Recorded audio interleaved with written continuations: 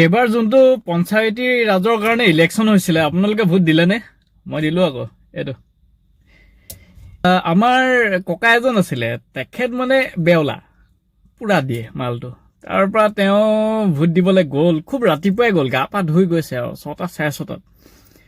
তাৰ পৰা প্ৰিজাইডিং অফিচাৰক লগ পালে, তেওঁক ৰাতিপুৱাই লগ পালে। তেওঁ ক'লে যে মই ভোট দিবলৈ আহিছোঁ। প্ৰিজাইডিং অফিচাৰে ক'লে আমাক সময় হোৱা নাই, আপোনাক এতিয়া ভোট দিবলৈ দিব নোৱাৰিম নহয়, অলপ দেৰিকৈ আহক।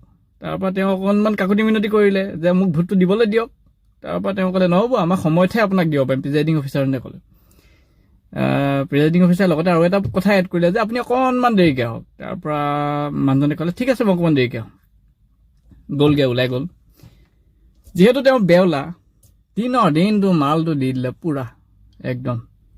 তাৰ পৰা খাই বৈ মানে গম পাইছে নহয়, পুৰা খোজটো মানে ৰেম্পৰ আগত দি আহিছে, কেটৱাক গোটেইটো মেকুৰী।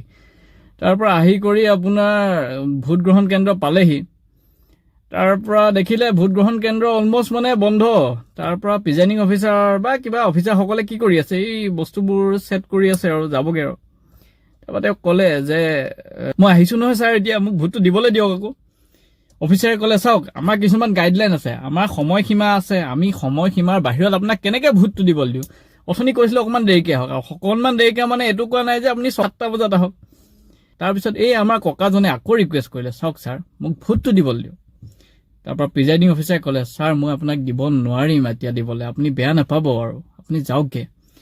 তেতিয়া ককাই ক'লে নালাগে, মোক ভোট দিবলৈ দিব নালাগে, আপোনালোকে এই চিয়াঁহীটোকে মাৰি দিয়ক। চাওক মই ঘৰ যাব লাগে, নহ'লে মোক মাইকী মানুহে পিঠি দুফাল কৰিব।